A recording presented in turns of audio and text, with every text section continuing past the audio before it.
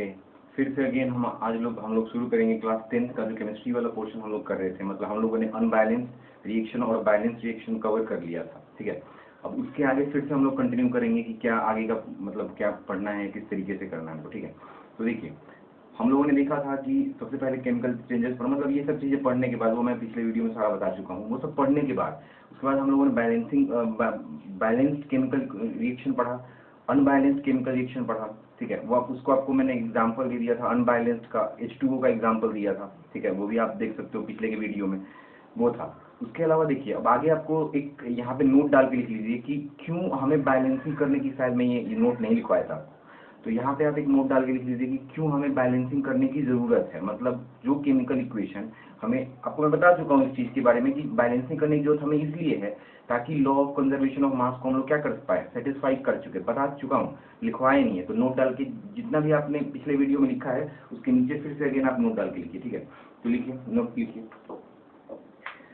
Note लिखिए, the chemical reaction, the chemical equations are balanced, the chemical equations are balanced to follow the chemical equations are balanced to follow the law of conservation of mass, to follow the law of conservation of mass। तो हम क्या बोल सकते हैं कि जो chemical equation है उसको बैलेंस करने का जो कारण है वो क्या है कि हम law of conservation of mass को क्या कर पाए, फॉलो कर पाए। Law of conservation of mass क्या बोलता है कि मास ना तो क्रिएट होगा ना तो क्या होगा, डिस्ट्रॉय होगा। तो जितना मास हमने रिएक्टेंट में दिया है उतना ही मास कहाँ पे डिलीवर होना चाहिए, या जितना एटम हमने दिया है वही एटम किधर डिलीवर होना चाहिए, प्रोडक्ट साइड में डिलीवर होना चाहिए। तो इसलिए हमें केमिकल इक्वेशन को क्या करना पड़ता है, बैलेंस करना पड़ता है, ताकि हम law of conservation of mass को फॉलो कर सके, उसके द्वारा जो बनाया गया सिद्धांत है उसके अनुसार ही चल सके, ठीक है। आगे टॉपिक जो है आपका है, अच्छा आगे लिखिए, balancing of chemical equation, topic लिखिए अगला आपका। सबसे पहले आपका था बैलेंस्ड इक्वेशन, अनबैलेंस्ड इक्वेशन। अब आपका जो टॉपिक है वो लिखिए balancing of chemical equation, balancing of chemical equation. देखो, हम लोगों ने ये देख लिया कि बैलेंस्ड केमिकल इक्वेशन क्या है और अनबैलेंस्ड केमिकल इक्वेशन क्या है, बट अगर अनबैलेंस्ड केमिकल इक्वेशन होगा तो उसे हमें बैलेंस करना है, ठीक है। तो इसी प्रोसेस को हम लोग क्या बोलेंगे, बैलेंसिंग ऑफ केमिकल इक्वेशन बोलेंगे। यानी अगर अनबैलेंस्ड केमिकल इक्वेशन हमारे पास आ गया तो हमें तो उसको law of conservation of mass को फॉलो करवाना है, तो उसके लिए हम लोग क्या करेंगे, बैलेंसिंग ऑफ केमिकल इक्वेशन, मतलब उस दिए गए केमिकल इक्वेशन को हम लोग क्या कर देंगे, बैलेंस करेंगे। तो इसके बारे में लिख लीजिए कि ये होता क्या है, ठीक है। देखिए, the process of making the numbers of different types of atoms, the process of making the numbers of different types of atoms equal on both sides, मतलब दोनों तरफ, रिएक्टेंट की तरफ भी और प्रोडक्ट की तरफ भी, जो अलग अलग एलिमेंट के एटम है उनकी संख्या को क्या करना है, हमको इक्वल करना है, उस प्रोसेस को, ठीक है। तो the process of making the number of different types of atoms equal on both the sides of an equation is called balancing of equation.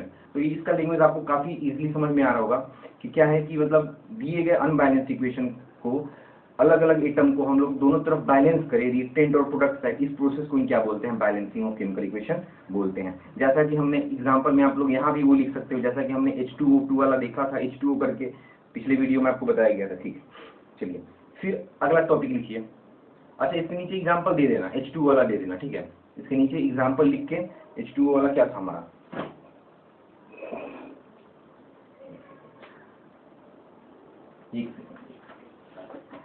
हमारे पास क्या एग्जाम्पल था, एग्जाम्पल हमें दे देना है फिर से H2 प्लस में O2, ये हमें क्या दे देगा, H2O देगा। लेकिन यहाँ पे क्या है, ऑक्सीजन 2 है, जबकि यहाँ पे ऑक्सीजन कितना है, 1 है। तो हम इसके लिए क्या करेंगे, यहाँ पे क्या लगा देंगे, 2 लगा देंगे। तो एक हाइड्रोजन का कितना हो जाएगा, 2 2 जा 4 हो जाएगा। ऑक्सीजन का यहाँ 2 ही है, तो यहाँ पे भी क्या कर दिया जाएगा, 2 लगा दिया जाएगा। यानी हम क्या बोलेंगे अब कि ये इक्वेशन क्या हो चुका है, बैलेंस हो चुका है। देखो, हाइड्रोजन के 4, ऑक्सीजन के 2, ऑक्सीजन के 2, समझ में आई बात, ठीक है। तो ये आपका एक एग्जांपल हो गया इसका। उसके बाद अगला टॉपिक लिखिए आप लोग, to make equation more informative. लिखो, समझ में आ जाएगा। टू मेक, टॉपिक लिखिए, to make equation more informative. किस तरीके से हम जो हमारे पास जो दिया गया इक्वेशन है उसको काफी इंफॉर्मेटिव बना सके, ठीक है, उसके बारे में लिखिए। जैसे मैं यहाँ पे एक एग्जांपल आपको इसी में समझा दूंगा, ठीक है। To make equation more informative, ठीक है। अब देखो यहाँ पे, जब मैं यहाँ पे लिख रहा हूँ, क्या जब मैंने यहाँ पे लिखा H2 प्लस में O2, इसने हमें क्या दिया, H2O दिया, ठीक है। तो ये बड़ा एक सिंपल सा केमिकल इक्वेशन है जो हमें दिख रहा है अभी के टाइम में, ठीक है। ये H2, ये जो इक्वेशन है बड़ा सिंपल सा है, इसमें हमने बहुत सारा डाटा नहीं दिया हुआ है। ये नहीं बताया है कि हाइड्रोजन किस स्टेट में है, सॉलिड में है, लिक्विड में है, गैस में है, ऑक्सीजन सॉलिड में है, लिक्विड में है या गैस में है, H2O जो वाटर है वो लिक्विड में है, गैस में, ये सब कुछ नहीं बताया। ये भी नहीं बताया कि इसके लिए टेम्परेचर चाहिए, टेम्परेचर हमें इस केमिकल इक्वेशन का टेम्परेचर देना है या टेम्परेचर उसमें से निकलेगा, ऐसा कुछ भी नहीं। कोई कंडीशन हमने नहीं बताया कि कोई ऐसी कंडीशन पे ये रिएक्शन होगा, मतलब इस तरीके की कोई भी इंफॉर्मेशन हमने नहीं दी। हमने बस सिंपली ये रिप्रेजेंट कर दिया कि ये इस तरीके से फॉर्मेशन इसका होता है, उसके अलावा हमने कुछ नहीं बताया। तो उसी को एक्सप्लेन करने के लिए, उसी को बताने के लिए आपको जो मैंने टॉपिक लिखवाया है वो है to make the equation more informative. मतलब जो इक्वेशन आपको दिया गया है उसको आप अच्छे तरीके से कैसे इंफॉर्मेटिव बना सके। कहने का मतलब कि आप उसको कैसे कहीं अगर कोई एलिमेंट अगर सॉलिड स्टेट का है तो उसको सॉलिड लिख दे, लिक्विड स्टेट का है तो लिक्विड लिख दे। शुरुआत में बताया था प्रिसिपिटेशन फॉर्म हो रहा है तो प्रिसिपिटेशन के लिए नीचे एरो दिया जाता है, ठीक है, वो कर दे। अगर एयर फॉर्म हो रहा है, अगर गैस बन रहा है तो उसके लिए एरो हम लोग ऊपर दे सकते हैं, जैसा कि मैं कुछ पीछे की इक्वेशन में कर रहा था। जैसे अगर यहाँ H2 बनता तो H2 में हम लोग क्या देते हैं, एरो ऊपर देते। तो ये सब एरो ऊपर देना, एरो नीचे करना, कंडीशन लगाना, स्टेट को बताना, सॉलिड है, लिक्विड है, गैस, ये सब क्या है कि जो दिया गया इक्वेशन है हम उन लोग उस इक्वेशन को और अच्छे तरीके से क्या करने की कोशिश कर रहे हैं, सजाने की कोशिश कर रहे हैं, ठीक है, कि वो हमें काफी ज्यादा क्या लगे, रिप्रेजेंटेटिव लगे। मतलब एक लगे कि हाँ ये यहाँ इंफॉर्मेटिव लगे, रिप्रेजेंटेटिव लगे और इंफॉर्मेटिव लगे, उसमें इंफॉर्मेशन निकल गया है कि ये सॉलिड ये स्टेट में है, ये लिक्विड स्टेट में है, ऐसा कुछ, ठीक है। तो हम लोग यहाँ क्या कर सकते हैं कि जो हाइड्रोजन है वो किस स्टेट में होता है, गैस के स्टेट में, तो G से क्या लिखते हैं, गैस, तो बीच में यहाँ ब्रैकेट में G लिख दिया। ऑक्सीजन किस स्टेट में होता है, गैस, तो यहाँ पे G लिख दिया, ठीक है। H2O किस स्टेट में होता है, लिक्विड, इसलिए यहाँ पे L लिख दिया। तो यही सब चीजें मैं आपको लिखवाऊंगा कि अगर कोई चीज गैस के स्टेट में है तो उसको ब्रैकेट में डाल के G लिख दो, कोई चीज अगर गैस के स्टेट में है तो ठीक है, ऑक्सीजन भी गैस के स्टेट में, तो ब्रैकेट में डाल के क्या लिख दिया, G से गैस हो गया। H2O हम लोग जानते हैं कि किस स्टेट में होता है, लिक्विड के स्टेट में होता है, इसलिए हमने ब्रैकेट में डाल के क्या लिख दिया, उसका L लिख दिया। तो ये सब आप थोड़ा सा मतलब करना है आपको, सिंपली आपको केमिकल इक्वेशन नहीं लिखना, बल्कि उस केमिकल इक्वेशन को थोड़ा सा आपको रिप्रेजेंट करना है, लगे कि मेजोरिटी है जब आप केमिकल इक्वेशन को रिप्रेजेंट कर रहे हो तो, ठीक है। तो इसमें कुछ चीजें लिख लीजिए पहले। क्या लिखवाया, by indicating the physical state, ठीक है, to make the equation more informative.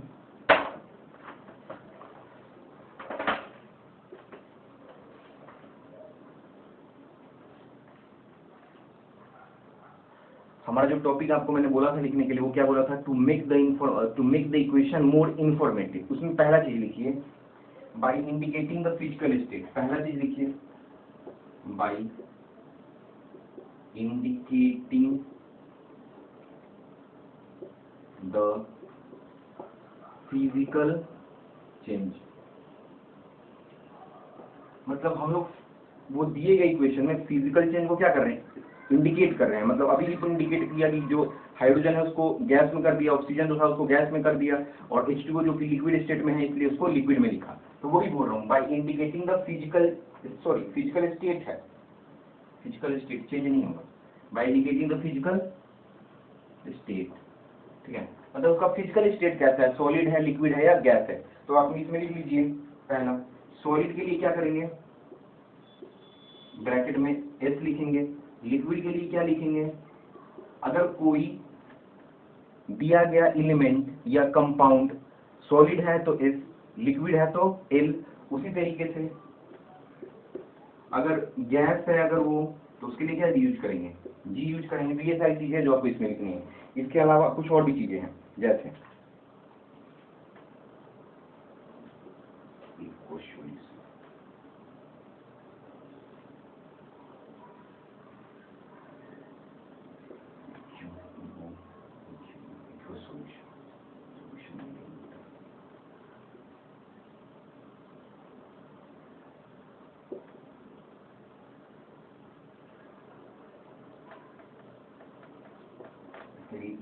करें, ठीक है। देखो इस एक्वस सॉल्यूशन का क्या मतलब, जो मैंने अभी लिखवाया आपको ये पता चल गया, सॉलिड के लिए एस, लिक्विड के लिए एल, गैस के लिए जी। इक्वस सॉल्यूशन का मतलब है कि मान लो हमारे पास कोई भी ऐसा केमिकल चीज है जो पाउडर के स्टेट में है, ठीक है। अब हमें उसको हमने किस में मिला दिया, पानी में मिला दिया। तो जब पानी में उसको मिला दिया तो अब वो सॉल्यूशन कैसा बन जाएगा, एक्वस सॉल्यूशन बन जाएगा।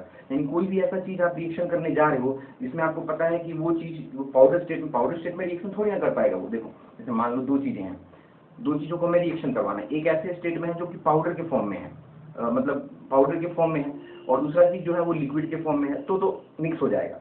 बट अगर दोनों के दोनों पाउडर के फॉर्म में है तो हमें क्या करना पड़ेगा, इनका पहले एक्वस सॉल्यूशन बनाना पड़ेगा। यानी इसको पानी में मिलाना पड़ेगा, इसको भी पानी में मिलाना पड़ेगा, या इसको इसमें फिर मिला दो। समझ आ रही बात? कहने का मतलब कि ऐसा कोई केमिकल जिसको हम लोग पानी में जब मिला देते हैं तो उस घुलने के बाद वो क्या बन जाता है, एक्वस सॉल्यूशन। एक्वा मतलब वाटर, ठीक है, एक्वा मतलब वाटर, तो वो एक्वस सॉल्यूशन बन जाता है। उसके लिए हम लोग क्या यूज करेंगे, EQ। कुछ केमिकल रिएक्शन अगर आप पीछे देखोगे तो मैंने EQ का यूज किया है, अगर नहीं किया तो आगे बहुत सारा मिलेगा, ठीक है। तो कहने का मतलब कि उस तरीके में एक्वस सॉल्यूशन अगर होगा तो क्या लिख देंगे ब्रैकेट में, EQ। सॉलिड तो S, लिक्विड तो L, गैस तो G। और भी कुछ है देख लेते हैं। हाँ, प्रिसिपिटेशन अगर फॉर्म होता है तो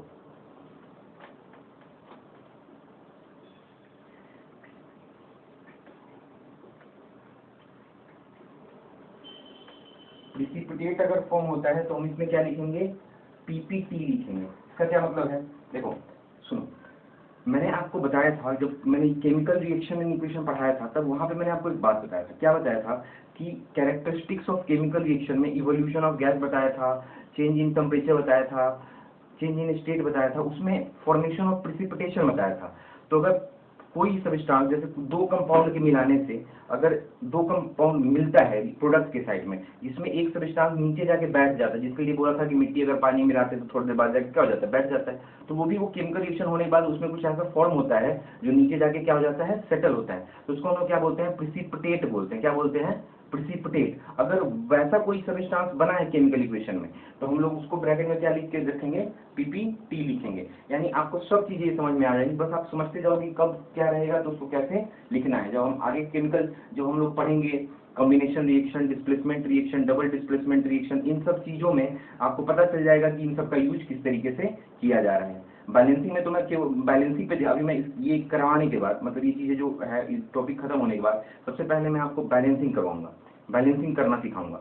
बैलेंसिंग में मैं इन चीज़ों पे बहुत ज़्यादा ध्यान नहीं दूंगा, हाँ ठीक है करवा दूंगा, बट ये चीज़ें आपको ज़्यादा मैटर करेंगी जब आप अलग अलग टाइप के रिएक्शन पढ़ोगे तो उसमें आपको सब चीज़ें दिख जाएंगी, ठीक है। ओके, तो ये हो गया। चलिए इसके बाद आपका है by indicating the heat changes taking place in the reaction. जैसे हमने क्या लिखवाया, सबसे पहले आपको लिखवाया कि to make the equation more informative, उसमें सबसे पहला टॉपिक था by indicating the physical state of reactant या प्रोडक्ट, एंड मतलब रिएक्टेंट का by indicating the physical state, ठीक है। मतलब फिजिकल स्टेट को रिप्रेजेंट करना किसके, या तो वो रिएक्टेंट का फिजिकल स्टेट होगा या तो वो प्रोडक्ट का, ठीक है। उसमें अब दूसरा लिखिए, by indicating the heat changes taking place in the reaction, by indicating the heat changes taking place in the reaction। पहला इंफॉर्मेटिव था, दूसरा फिजिकल स्टेट की बात थी, अब हीट चेंजेस की बात कर रही है। तो लिखिए इसमें by indicating the heat changes taking place in the reaction. चलिए इसका एग्जांपल देखिए पहले एकदम, इन सब चीजों को पॉइंट ध्यान में रखिए, जब हम रिएक्शन करवाएंगे उस टाइम पे आपको सब पता चलेगा कि सर क्या कह रहे थे और क्या नहीं, ठीक है।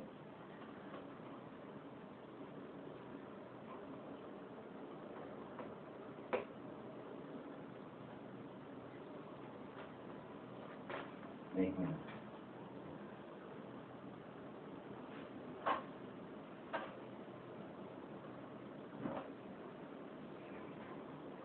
अच्छा देख, by indicating the heat change in the chemical reaction, यानी किस तरीके से हीट चेंज को इंडिकेट करे। तो आपको मैं ये बात बता चुका हूँ कि जब भी केमिकल रिएक्शन होगा तो उसमें मैंने कैरेक्टरिस्टिक बताया था कि चेंज इन टेम्परेचर, यानी या तो टेम्परेचर बढ़ सकता है या तो टेम्परेचर घट सकता है। तो अब उस चीज को हम लोग यहाँ पे कैसे डील करें कि अगर दिए गए केमिकल इक्वेशन में अगर टेम्परेचर बढ़ गया तो उसको कहाँ रिप्रेजेंट करें, और दिए गए केमिकल इक्वेशन में रिएक्शन में अगर टेम्परेचर घट गया तो उसको किस तरह से इंडिकेट करें, इससे डील करना है आपको, ठीक है। तो इसको देख लीजिए, जैसे समझिए कार्बन जो होता है, आपको पता होना चाहिए कि जो कार्बन होता है वो ऑक्सीजन के साथ बर्न करके हमें क्या देता है, कार्बन डाइऑक्साइड देता है, प्लस में क्या देता है, हीट एंड लाइट देता है, समझ में आएगा। अच्छा, जैसे मान लो लकड़ी है, तो लकड़ी में ज्यादातर कॉन्स्टिट्यूएंट किस चीज का पाया जाता है, कार्बन का पाया जाता है। जब हम लोग लकड़ी को जलाते हैं तो किसके प्रेजेंस में जलाते हैं, ऑक्सीजन के प्रेजेंस में जलाते हैं, ठीक है। अब वो जलने के बाद हमें देता क्या क्या है, हीट देता है, लाइट देता है और कार्बन डाइऑक्साइड देता है। तो हम इसको सिंपल फॉर्म में क्या लिख सकते हैं कि कार्बन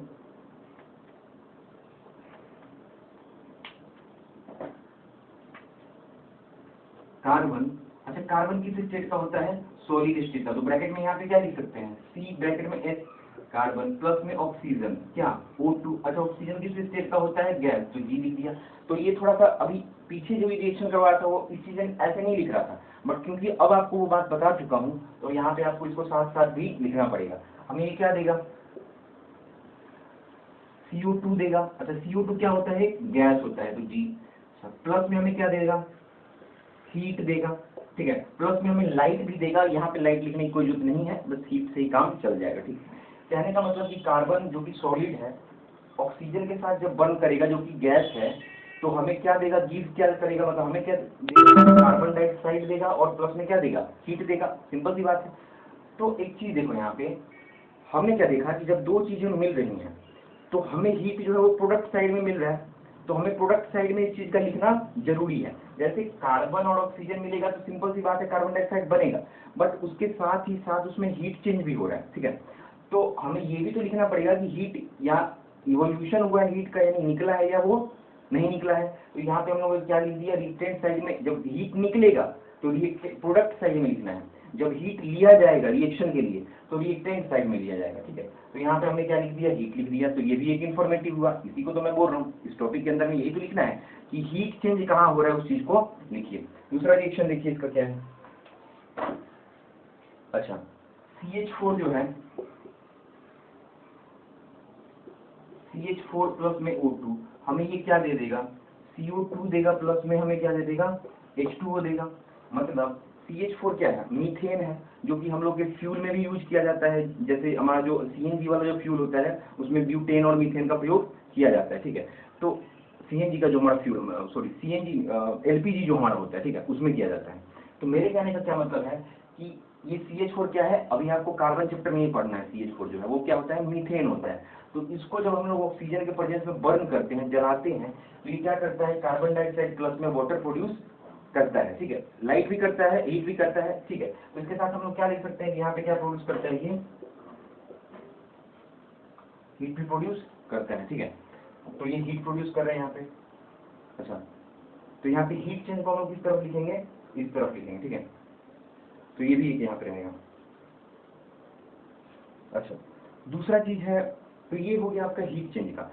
लेकिन ये जो दोनों एग्जाम्पल जो मैंने अभी आपको दिए हैं वो दोनों के दोनों जो है वो प्रोडक्ट साइड में हीट चेंज को डिनोट कर रहे हैं। लेकिन रिएक्टेंट साइड में हीट कब लिखा जाएगा, तो आप समझिए जब रिएक्शन हो रहा है और रिएक्शन होने से टेम्परेचर जब रिलीज होगा तो हम क्या बोलेंगे कि जो हीट चेंज लिखेंगे हम किस तरफ लिखेंगे, राइट हैंड साइड में लिखेंगे।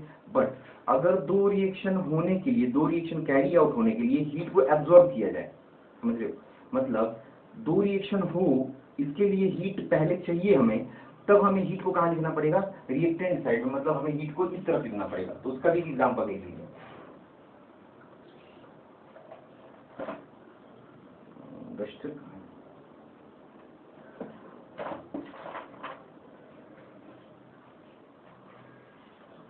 जब हीट रिलीज होगा, निकलेगा, तो हम क्या किधर लिखेंगे, राइट हैंड साइड में लिखेंगे। जब हीट एब्जॉर्ब होगा तो लेफ्ट हैंड साइड में। तो ये सब चीज लिखना है, इसी को इन्फॉर्मेटिव बनाने की बात होगी, ठीक है।